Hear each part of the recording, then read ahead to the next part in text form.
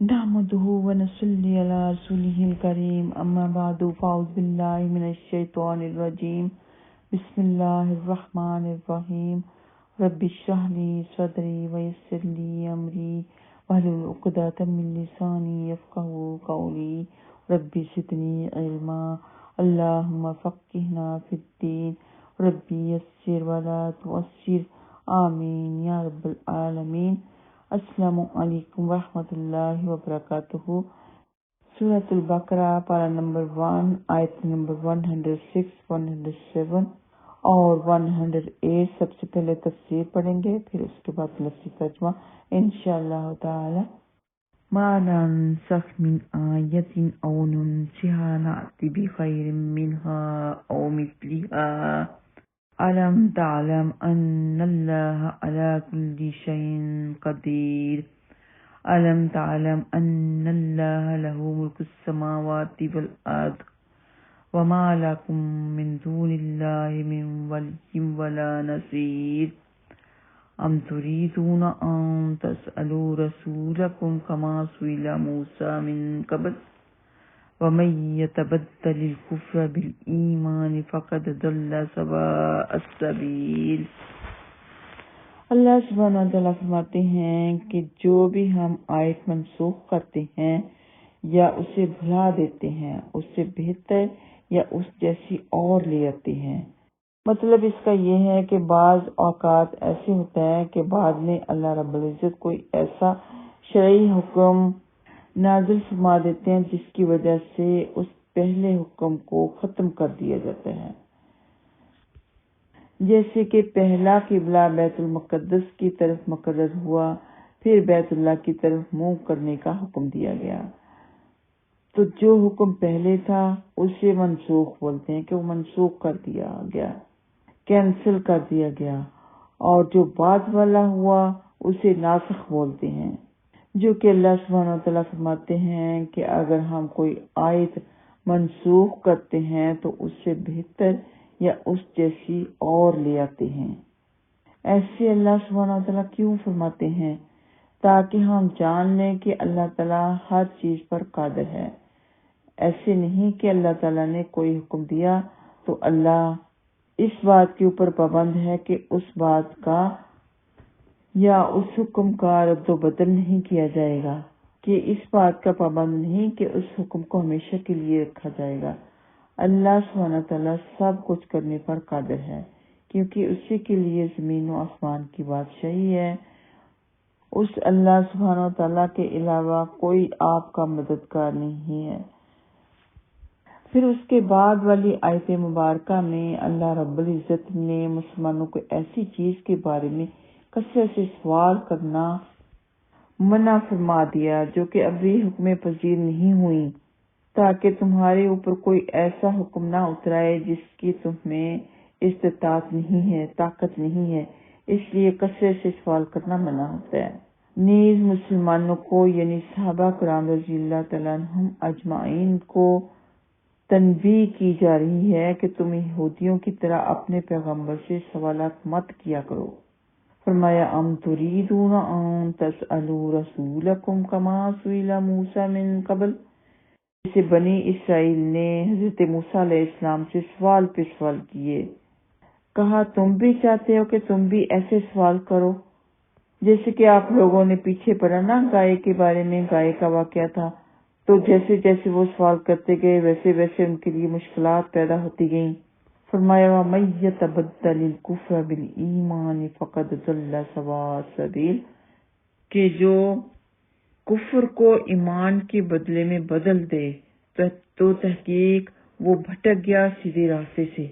یعنی جیسے کہ قریشیوں نے نبی پاک صلی اللہ علیہ وسلم سے کہا کہ اگر صفا پہاڑ سننے کا ہو جائے تو ہم ایمان لاتے ہیں۔ آپ صلی اللہ علیہ وسلم نے فرمایا اچھا، لیکن پھر مائدہ یعنی آسمانی دسترخوان مانگنے والوں کا جو انجام ہوا وہی تمہارا بھی ہوگا۔ تو اس پر وہی انکاری ہو گئے اور اپنے سوال کو انہوں نے چھوڑ دیا۔ یا پھر اس سے مراد یہ بھی ہو سکتی ہے کہ تکبر، عناد، سرکشی کے ساتھ نبیوں سے سوال کرنا نہایت مذموم حرکت ہے، گستاخانہ حرکت ہے۔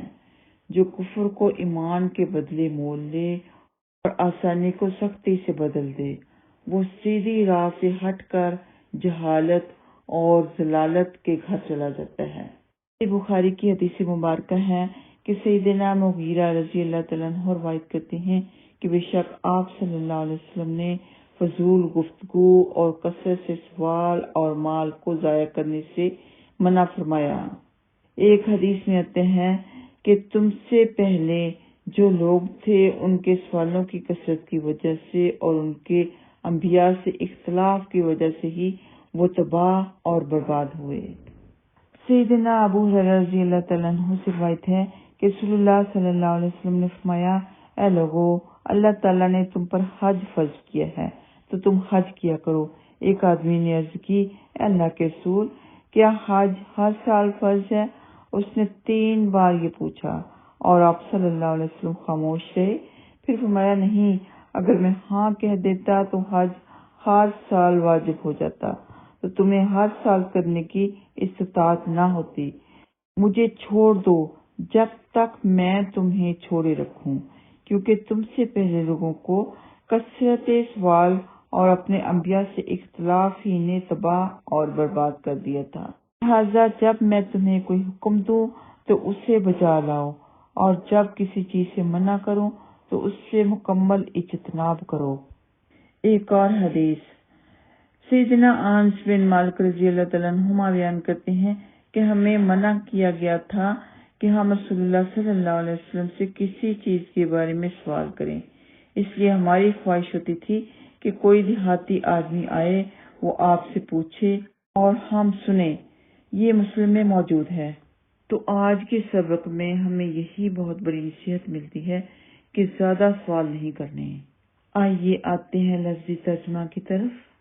ما جو نانسخ ہم منسوخ کر دیتے ہیں، من آیتن کوئی آیت، او یا ننسیہا ہم بھلا دیتے ہیں اس کو، نأتی تو ہم لے آتے ہیں، یعنی اس کی جگہ ہم لے آتے ہیں، بخیر بہتر، منہا اس سے، او یا مثلہا اسی جیسی، کیا لم نہیں، تعلم تو جانتا، ان اللہ کہ بے شک اللہ سبحانہ تعالیٰ، علی پر کل ہر شیئن ہر چیز پر، قدیر قادر ہے، علم کیا نہیں، تعلم تو جانتا، ان اللہ کہ بے شک اللہ، لہو اسی کے لیے ہے، ملک و بادشاہت، السماوات آسمانوں کی، والارض اور زمین کی، وما اور نہیں، لکم تمہارے لیے، من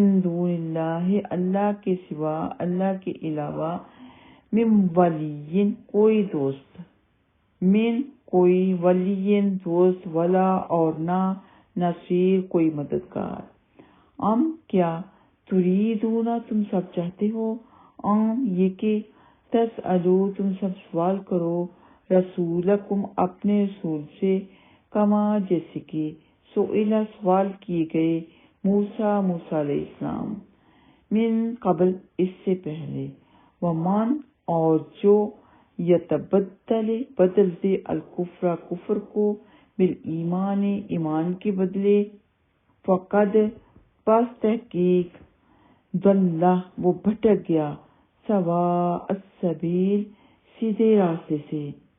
اللہم لا تجعلنا منہم، وآخر دعوانا ان الحمد للہ رب العالمین۔ السلام علیکم ورحمۃ اللہ وبرکاتہ۔